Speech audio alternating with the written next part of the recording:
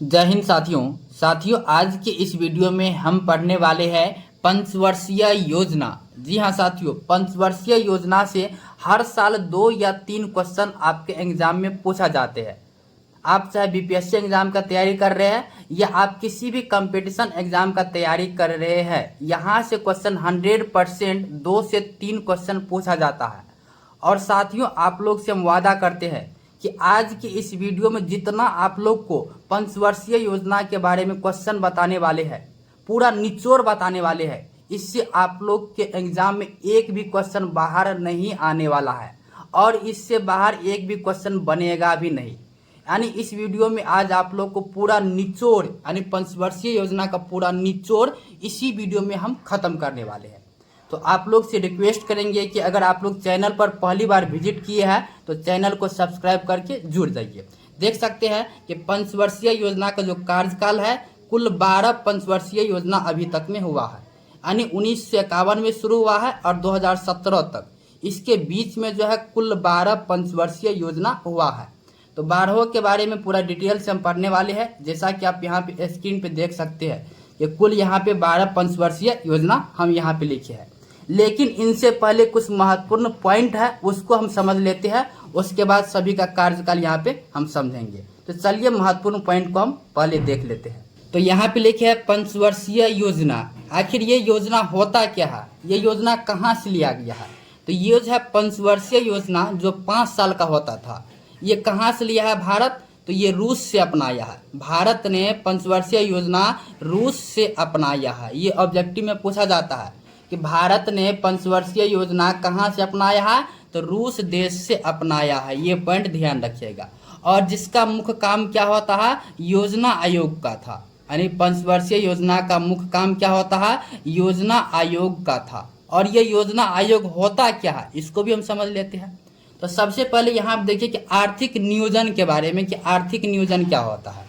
तो इसका उद्देश्य है आर्थिक समृद्धि, आर्थिक व सामाजिक असमानताओं को दूर करना, गरीबी का निर्धारण करना और रोजगार के अवसर में वृद्धि। एक शब्द में कहे कि आर्थिक नियोजन का अर्थ क्या होता है, तो आर्थिक और सामाजिक असमानता को दूर करना। यानी हमारे जो है समाज में जो भी असमानता फैले हुए है, जो कचरा फैले हुए है, चाहे गरीबी का हो या बेरोजगारी का हो, उसको दूर करना, यानी रोजगार के अवसर में वृद्धि करना, क्या कहलाता है? आर्थिक नियोजन कहलाता है। उसके बाद देखिए ऑब्जेक्टिव का जो पॉइंट आपके एग्जाम में पूछा जाता है कि आर्थिक नियोजन, भारत में आर्थिक नियोजन संबंधी प्रस्ताव सर्वप्रथम 1934 में, ये पॉइंट ध्यान रखना कि आर्थिक नियोजन का जो प्रस्ताव है सर्वप्रथम 1934 ईस्वी में विश्वरैया की पुस्तक प्लांट इकोनॉमी फॉर इंडिया में आई थी। इस पुस्तक में भारत के विकास के लिए 10 वर्षीय कार्यक्रम प्रस्तुत किया गया था। जो पहले पंचवर्षीय योजना था, जो इस पुस्तक में विश्वरैया पुस्तक में जो था, वह 10 वर्ष के लिए होता था, लेकिन बाद में इसे 5 वर्ष कर दिया गया है। और उस पुस्तक का क्या नाम है, तो ध्यान रखना, प्लान्ड इकोनॉमी फॉर इंडिया पुस्तक का नाम है। और कब, तो 1934 में। ठीक, उसके बाद देखिए क्या होता है कि 1938 में भारतीय राष्ट्रीय कांग्रेस ने जवाहरलाल नेहरू की अध्यक्षता में राष्ट्रीय नियोजन समिति का गठन किया है। यानी 1938 का जो कांग्रेस का अधिवेशन हुआ था, भारतीय राष्ट्रीय कांग्रेस का अधिवेशन, जिसकी अध्यक्षता कौन किया था? जवाहरलाल नेहरू ने किया था। उसमें उन्होंने क्या किया कि राष्ट्रीय नियोजन समिति का गठन किया। और इस गठन में क्या हुआ, उसके बाद 1945 में M.N. राय ने जन योजना तथा 1950 में जयप्रकाश नारायण ने सर्वोदय योजना के प्रकाशित किया। ये भी पॉइंट ध्यान रखना कि 1945 में M.N. राय ने जन योजना का और 1950 में जयप्रकाश नारायण ने सर्वोदय योजना को प्रकाशित किया है। ठीक, उसके बाद देखिए 1947 में क्या होता है। 1947 में पंडित नेहरू की अध्यक्षता में आर्थिक नियोजन समिति गठित हुई है। बाद में इसी समिति की सिफारिश पर 15 मार्च 1950 में योजना आयोग का गठन किया गया। समझ में आ गया कि योजना आयोग क्या होता है, कि 1947 में जो पंडित नेहरू की अध्यक्षता में आर्थिक नियोजन समिति का जो गठन हुआ है, उसके बाद इसी समिति को, किस समिति को, तो आर्थिक नियोजन समिति को जो सिफारिश हुई थी उस पर 15 मार्च 1950 में योजना आयोग का गठन किया गया। ऑब्जेक्टिव में पूछा गया है कि योजना आयोग का गठन कब किया गया, तो 15 मार्च 1950 में हुआ है। ठीक, चलिए उसके बाद चलते हैं मुद्दा पर। तो मुद्दा क्या था कि भारत का पंचवर्षीय योजना। तो भारत के जो पहली पंचवर्षीय योजना था वह 1 अप्रैल 1951 में शुरू हुआ था। ऑब्जेक्टिव में पूछा गया है कि भारत की पहली पंचवर्षीय योजना कब शुरू हुआ, तो 1 अप्रैल 1951। 1951 तो याद ही रखना है, साथ ही साथ आप लोग को डेट भी याद रखना है कि 1 अप्रैल 1951 में हुई थी। जिसका अध्यक्ष कौन था, तो प्रधानमंत्री जवाहरलाल नेहरू था और उपाध्यक्ष कौन था, गुलजारी नंदा था। ठीक, ये पॉइंट ध्यान रखना। उसके बाद देखिए यहाँ पे नोट में एक महत्वपूर्ण पॉइंट लिखे है कि 15 अगस्त 2014 को योजना आयोग को समाप्त कर दिया गया है। ये पॉइंट वेरी वेरी इंपॉर्टेंट है, ऑब्जेक्टिव में पूछा गया है कि 15 अगस्त 2014 को योजना आयोग को अब समाप्त कर दिया गया है। समाप्त करके कौन सा आयोग बनाया है, तो नीति आयोग बनाया है। यानी 15 अगस्त 2014 को योजना आयोग को समाप्त करके एक नया आयोग का निर्माण किया है, जिस आयोग का नाम क्या दिया है, तो नीति आयोग दिया है। अब देखिए 1 जनवरी 2015 को भारत सरकार योजना आयोग के स्थान पर नीति आयोग या इसी को क्या कहते हैं, राष्ट्रीय भारत परिवर्तन का गठन किया है। तो ये पॉइंट ध्यान रखना। चलिए अब पंचवर्षीय योजना का जो कार्यकाल है उसको हम समझते हैं। तो यहाँ पे समझिए कि पहली पंचवर्षीय योजना कब हुआ। तो अभी आप लोग को बताए हैं कि पंचवर्षीय योजना की जो शुरुआत है 1 अप्रैल 1951, यानी 1951 में शुरुआत हुआ है और अंतिम जो पंचवर्षीय योजना हुआ है हाल में 2017 में। और 2017 के बाद जो कोरोना आ गया है तो उसके बाद कोई पंचवर्षीय योजना अभी तक नहीं हुआ है। तो कुल पंचवर्षीय योजना इसके बीच में कितना होता है, 12 होता है। तो 12 को देख लेते हैं। देखिए पहली पंचवर्षीय योजना 1951 से लेकर के 56 तक, यानी पंचवर्षीय योजना यानी 5 साल तक, 1951 से लेकर के 1956। उसके बाद दूसरी जो है 1956 से 1961, ये भी 5 साल का है। उसके बाद तीसरी पंचवर्षीय योजना 1961 से लेकर के 1966 तक हुआ है और इसी का दूसरा नाम क्या है, गाडगिल योजना भी कहते हैं, ऑब्जेक्टिव में पूछा जाता है। उसके बाद देखिए यहाँ पे 3 वर्ष की जो अवधि है इसमें कोई पंचवर्षीय योजना नहीं हुआ है, यानी योजना अवकाश बोलते हैं। यानी पहली योजना अवकाश कब से कब, तो 1966 से लेकर के 1969, यानी 3 वर्ष की अवधि में क्या हुआ था, योजना अवकाश। और ये पहला योजना अवकाश है, इसलिए इसको पहली योजना अवकाश कहते हैं। उसके बाद देखिए चौथी पंचवर्षीय योजना 1969 से लेकर के 74 तक, ये भी 5 साल का है। उसके बाद देखिए 5वीं पंचवर्षीय योजना 1974 से लेकर के 1978 तक, ये महत्वपूर्ण है। देखिए 74 से लेकर के 78, यानी 4 साल तक ही चला है। ऑब्जेक्टिव में पूछा गया है कि कौन से पंचवर्षीय योजना केवल 4 साल ही चली है, तो कौन, तो 5वीं पंचवर्षीय योजना। तो आप लोग को इसी क्रम में याद रखना है। उसके बाद देखिए यहाँ पे दूसरी योजना अवकाश, मतलब इसके बीच कोई योजना यानी पंचवर्षीय योजना नहीं हुआ था। किसके किसके बीच, तो 1978 से लेकर के 1980 के बीच जो है योजना अवकाश था। ये पहला था और ये दूसरा योजना अवकाश है, यानी ये 2 वर्ष की अवधि लिख दी है। इसी को क्या कहते हैं, तो अनवरत योजना भी कहते हैं। ये भी पॉइंट ध्यान रखना, ऑब्जेक्टिव में आता है। ठीक, उसके बाद है 6ठी पंचवर्षीय योजना 1980, तो 1980 से लेकर के 1985। 7वीं पंचवर्षीय योजना 1985 से लेकर के 1990। और उसके बाद यहाँ पे 3 वर्ष का यानी तीसरी योजना अवकाश जो 1990 से लेकर के 1992, यानी 2 वर्ष का, सॉरी यहाँ पे 2 वर्ष का, 2 वर्ष की अवधि का फिर क्या होता है, योजना अवकाश होता है।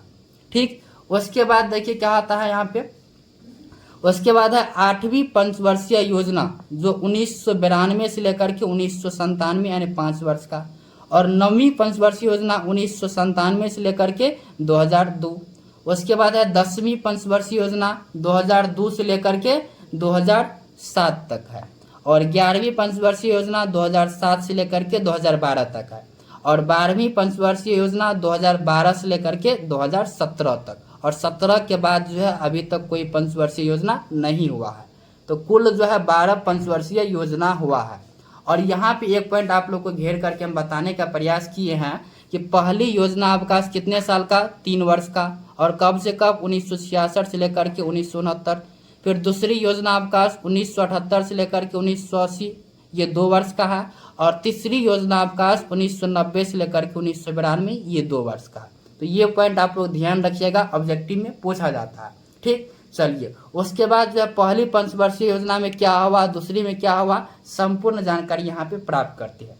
देखिए पहली जो पंचवर्षीय योजना था, इसका मॉडल किस पे आधारित है, तो हेरोल्ड डोमर पे। ऑब्जेक्टिव में पूछा गया है कि पहली पंचवर्षीय योजना का मॉडल किस पे आधारित है, तो हेरोल्ड डोमर पे आधारित है। ठीक, और इसका उद्देश्य क्या था, कृषि क्षेत्र में विकास करना। ठीक, और द्वितीय पंचवर्षीय योजना का मॉडल क्या था, पीसी महालनोबिस। कई बार ये ऑब्जेक्टिव में पूछा गया है कि दूसरी पंचवर्षीय योजना किस मॉडल पर आधारित है, पीसी महालनोबिस पर आधारित है। इसका उद्देश्य क्या है, औद्योगिक विकास में, यानी उद्योग के क्षेत्र में विकास करना इसका महत्वपूर्ण उद्देश्य है। जैसे हम देखिए दुर्गापुर, भिलाई, राउरकेला के इस्पात कारखाना प्रारंभ, यानी जितना भी कारखाना है, जितना भी उद्योग है या कारखाना है, सब द्वितीय पंचवर्षीय योजना में ही शुरुआत हुआ है। उसके बाद है तृतीय पंचवर्षीय योजना, जिसका मॉडल किस पर आधारित है, जॉन सैंडी व सुखमय चक्रवर्ती पर आधारित है।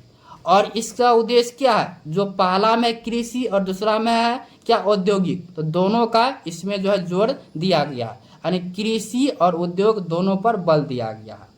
जिसका अर्थ क्या हुआ कि आत्मनिर्भरता बनना, यानी जब कृषि में भी विकास हो जाएगा और उद्योग में भी विकास हो जाएगा, तब लोग क्या होगा, आत्मनिर्भर बन जाएगा, यानी अपने आप पे निर्भर यानी हो जाएगा। ठीक, उसके बाद देखिए इसमें और महत्वपूर्ण पॉइंट है यहाँ पे, इसी योजना के अंतर्गत 1964 में पूर्व सोवियत संघ के सहयोग से बोकारो, जो झारखंड में पड़ता है, Bokaro iron and steel company की स्थापना की गई। ध्यान रखना, Bokaro iron and steel company की स्थापना किस पंचवर्षीय योजना के दौरान की गई, तो तृतीय पंचवर्षीय योजना के दौरान की गई। लेकिन ये जो था तृतीय पंचवर्षीय योजना, ये असफल हो गया। असफल पंचवर्षीय योजना कौन है, तृतीय है। इसका कारण क्या था कि उस टाइम जो था कि भारत और चीन और साथ ही साथ भारत और पाकिस्तान के बीच युद्ध हो गया, जिसके कारण ये पंचवर्षीय योजना असफल रहा। ध्यान रखना, ऑब्जेक्टिव में पूछा जाता है। उसके बाद देखिए यहाँ लिखे है कि तीसरी पंचवर्षीय योजना में ही हरित क्रांति का भी जन्म हो गया है। ये भी बहुत बार पूछा गया कि हरित क्रांति का जन्म जो है किस पंचवर्षीय योजना में हुआ है, तो तीसरी पंचवर्षीय योजना में हुआ है। और हरित क्रांति का जनक कौन है, तो एम.एस. स्वामीनाथन, जो भारत का है।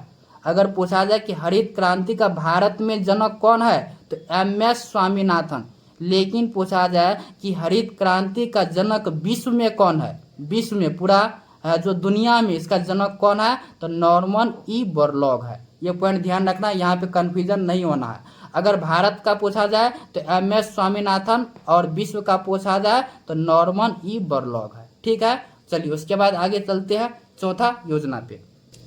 चौथी पंचवर्षीय योजना का जो मॉडल है, ये डी.आर. गाडगिल पर आधारित है। और इसका उद्देश्य क्या है, स्थायित्व के साथ साथ आर्थिक आत्मनिर्भरता की प्राप्ति, और भारत की कृषि में सर्वाधिक वृद्धि इसी में हुआ है।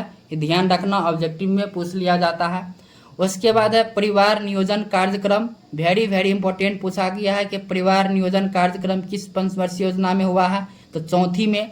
और श्वेत क्रांति यानी ऑपरेशन फ्लड, इसका अंग्रेजी नाम है, कि प्रारंभ, श्वेत क्रांति का प्रारंभ चौथी पंचवर्षीय योजना में। और 14 बैंकों का राष्ट्रीयकरण, ये भी बहुत बार पूछा गया है। और साथ ही साथ इसरो की स्थापना। देखिए इसको कैसे याद करेंगे, 14 का हासिल क्या, 14 का हासिल 4, तो चौथी पंचवर्षीय योजना। ठीक, उसके बाद देखिए इसरो में ISRO 1 2 3 4, ये भी क्या, चौथी पंचवर्षीय योजना। ऐसे भी आप लोग याद कर सकते हैं। ठीक, उसके बाद है इस योजना के दौरान 1971 में पहली बार गरीबी हटाओ नारा पेश किया गया था। ठीक, चलिए उसके बाद क्या है कि इसका असफल का कारण, ये भी पंचवर्षीय योजना असफल हो गया। तो असफल का कारण क्या था कि मौसम की प्रतिकूलता तथा बांग्लादेशी शरणार्थियों का आगमन हो गया था, जिसके कारण ये असफल हो गया। ठीक, चलिए उसके बाद चलते हैं पांचवी पंचवर्षीय योजना। तो पांचवी में क्या है, इसका उद्देश्य क्या है, तो गरीबी उन्मूलन और आत्मनिर्भरता। ये भी बहुत बार पूछा गया है, गरीबी उन्मूलन किस पंचवर्षीय योजना पे आधारित है? 5वीं। जब भी आप लोग को गरीबी मिल जाए तो समझ लेना 5वीं पड़ा है।